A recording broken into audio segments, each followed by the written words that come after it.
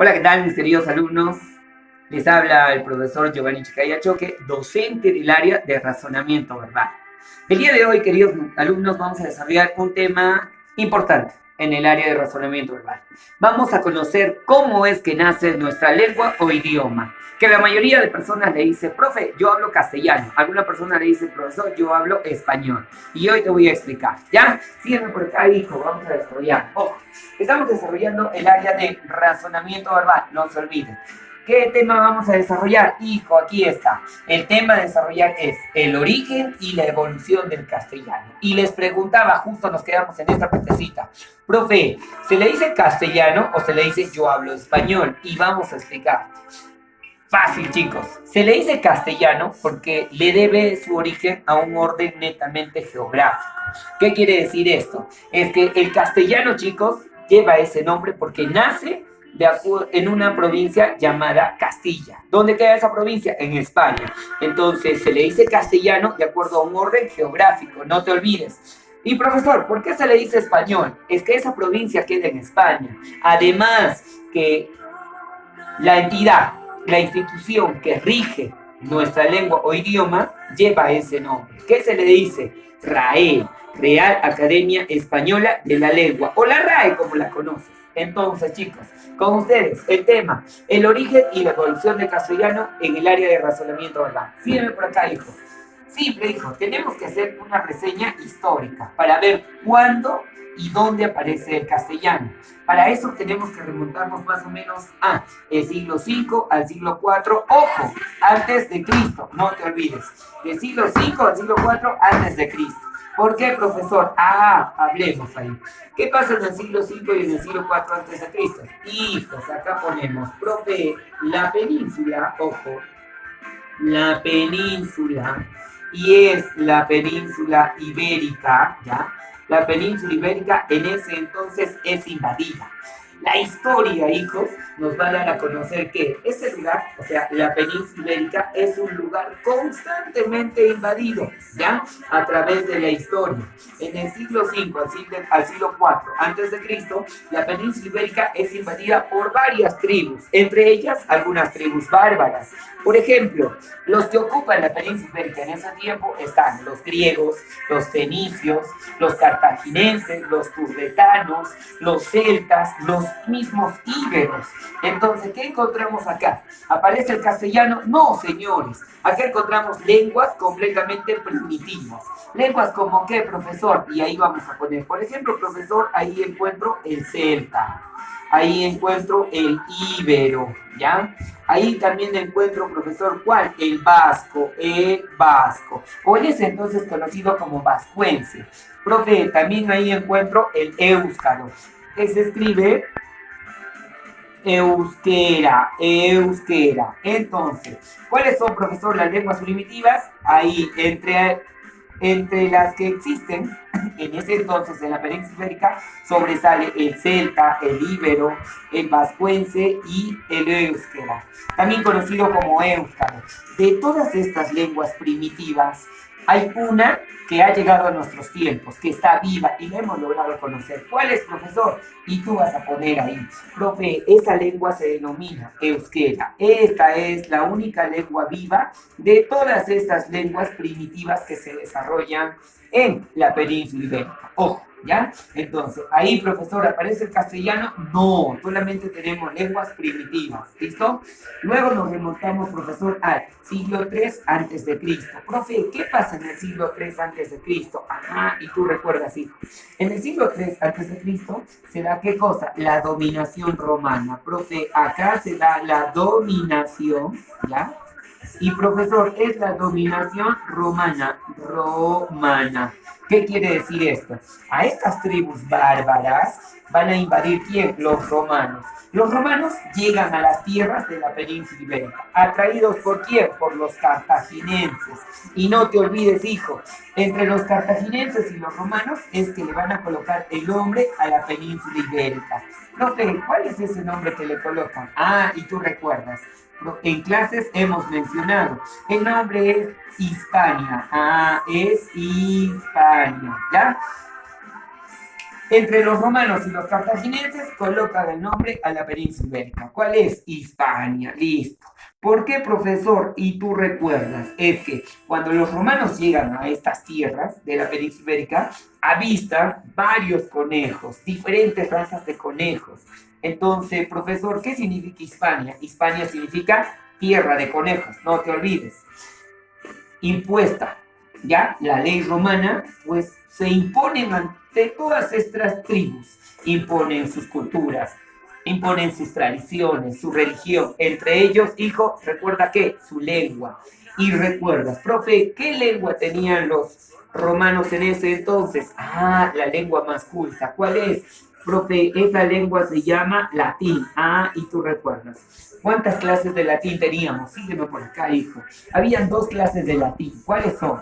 Profe, tengo el latín y es el latín clásico, no te olvides, ¿ya? Pero, profe, también tengo un latín que es un latín netamente vulgar, no se olvide, ¿listo? ¿Cuál es la diferencia entre estas dos lenguas? Simple, lo vamos a explicar, hijo. El latín clásico, ¿ya? O también conocido como sermo, ojo, también se le conoce como sermo urbanus. Urbanus, ¿ya? Y el latín vulgar, o también conocido, profesor, como le pones acá. Profe, a esto le llaman sermo y le llaman sermo rusticus, rusticus, ¿ya? Entonces, expliquemos. Profe, ¿por qué sermo urbanus? Es que es la lengua que se habla en la ciudad. Tú vas a tu tablita etimológica y dices, profe, ¿qué significa urbe? Urbe significa ciudad, no te olvides, ¿ya? Urbe significa ciudad. Y el latín clásico se denotaba en la ciudad. Es netamente poético, ¿ya? Es aquel que desarrolla ¿quién? La aristocracia. O sea, profesor, este latín era desarrollado ¿por quién? Por la nobleza, por la aristocracia en Roma, no se olvide. En cambio, el sermo vulgar, o también conocido como sermo rústico, porque es una lengua que nace básicamente, ¿dónde, profesor? Ah, y tú le pones ahí. Profe, esta lengua se desarrolla en el pueblo. Entonces, ¿cuál de estos dos latín crees que llegó a la península ibérica? Ah, y tú me dices, profe, llegó el latín vulgar. Ustedes cuando conocen los ejércitos, ¿ya? Los ejércitos están formados por netamente gente alfarera, obrera, personas que pertenecen al pueblo. Las primeras personas que llegan a la península ibérica es el ejército romano. ¿Y ellos qué tipo de latín manejaban? Ah, profesor, manejaban el latín y el latín vulgar. No voy a mandar pues a los senadores, a los médicos, a los gobernantes que manejaban el latín clásico, ¿ya? El latín que llega a la península ibérica en el siglo III a.C. es el latín vulgar, ¿ya? No se olviden. O también conocido como sermo rústicos. Profe, ¿dónde se desarrolla? En el pueblo, no se olviden. Listo. ¿Hasta ahí aparece el castellano? No, tenemos el latín y es el latín vulgar. Chicos, síganme por acá. En el siglo V, ya esto, ojo, después de Cristo, estas tribus bárbaras tratan de retomar sus tierras, tratan de regresar a sus tierras, luchando contra quién, con los romanos. Profe, ¿qué se da en el siglo V después de Cristo? Ahí se desarrolla la invasión, ojo, ahí se desarrolla la invasión visigoda. Visigoda, ¿ya? No se olviden. Profe, acá se desarrolla la invasión visigoda. Estas tribus bárbaras tratan de regresar a sus tierras, a la península ibérica. ¿Tienen éxito? No, hijo, recuerda. Lamentablemente los bárbaros fracasan. Recuerden ahí al poderoso Atila, uno de los bárbaros más notorios en la historia, que trató de unificar a todas las tribus para vencer a ¿qué? Al Imperio Romano. Lamentablemente no tuvieron éxito, pero son los hechos que vamos a especificar. No. ¿Qué es lo que nos interesa en este periodo? La invasión visigoda, ¿ya? Atrae así que la invasión visigoda aporta ahí los términos germánicos, no se olviden. ¿Qué lengua se manejaba en la península ibérica en ese entonces? Ah, y tú vas a poner, profe, acá todavía seguimos con el latín, ojo, y es el latín básicamente vulgar, ¿listo? Es el latín vulgar.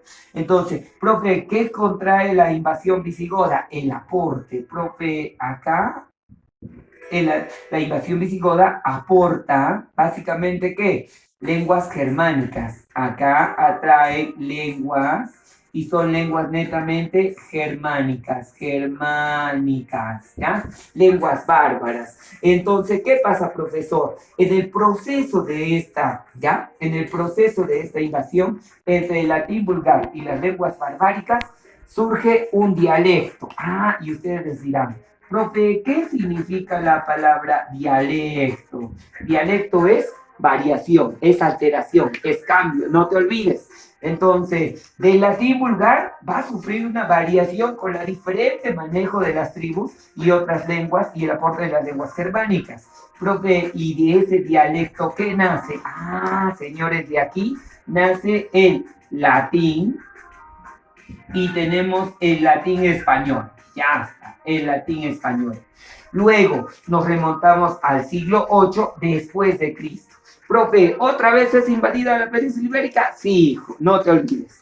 En el siglo VIII después de Cristo, la península ibérica nuevamente es invadida. ¿Quiénes invaden ahora? Los moros. Profe, acá se desarrolla la invasión, ojo, y es invasión de los árabes, no te olvides. Profe, acá es la invasión de los árabes, o también llamado moros. Esta invasión dura más o menos hasta el siglo XII. Después de Cristo, no te olvides, pero ¿nos importa el desarrollo de las acciones bélicas que se dieron durante este proceso? No. ¿Qué es lo que nos interesa? Ojo, aquí. Ojo, pestaña y ceja, hijo. Recuerda, en el siglo VIII después de Cristo se da la invasión de los árabes. Lo que vamos a enfatizar nosotros es que acá se desarrolla una fusión, profesor. Acá se desarrolla una fusión. ¿Qué es fusión? Sinónimo de mezcla, unión. Profe, ¿qué se va a unir? Ah, se va a unir la cultura de los invasores con la cultura de los invadidos. ¿Quiénes son los invasores? Tú le pones acá. Profe, los invasores son los árabes. Los árabes, ¿ya? No te olvides. Profe, los invasores son los árabes. ¿Quiénes son los invadidos? Los españoles. Los españoles, ¿ya? No te olvides. Alguien dirá, profe, ¿ya había los españoles? Claro, porque acá hemos denotado, en el siglo V después de Cristo, del latín vulgar, ante la invasión visigoda, se da el aporte de lenguas germánicas. Durante ese proceso evoluciona la lengua y se conoce el latín español. Ya estamos hablando de una sociedad española, no se olviden. Entonces, volvemos acá. En el siglo VIII después de Cristo, profesor, se desarrolla la invasión de los moros, la invasión de los árabes, ¿ya? Los árabes invaden España. Entonces, acá se desarrolla una fusión entre las costumbres y tradiciones de los árabes con los españoles. Ojo, producto de ello, ¿qué vamos a tener? Ah, fácil, profe. Producto de ello se desarrollan, nosotros conocemos a los mozárabes, profesor. Los mozárabes. En el examen te va a llegar, profe, ¿quiénes son los mozárabes? Y tú vas a responder, hijo, los mozárabes no son otra cosa que árabes todavía, pero en este caso bautizados al cristianismo, ¿ya? Bautizados al catolicismo. Árabes que asumen tradiciones y costumbres netamente españolas. Estos árabes que van a formar, y tú recuerdas, profesor, estos árabes son aquellos que denotan, ¿qué cosa? Las jarchas, ¿ya? No te olvides, las jarchas. Y son las jarchas mozárabes. Profe, ¿qué eran jarchas mozárabes? Son las denotaciones líricas que muestran estos poetas, no se olviden, ¿ya? Tienes que conocer estos términos, ¿por qué? Porque en el examen de admisión una vez vino, ¿cuáles son los primeros escritos en lengua castellana? Y en las alternativas eran jarchas, glosas silienses, glosas emilianenses, o también viene el cantar del mío, sí, ¿ya? Entonces, poco a poco vamos a ir desarrollando para que ustedes puedan aprender. No te olvides entonces, estás trabajando razonamiento verbal con el profesor Giovanni Checayachoque y estamos dispuestos a aprender y a desarrollar con ustedes esta sesión. ¿Listos? Entonces, continuamos con la clase, mis queridos alumnos.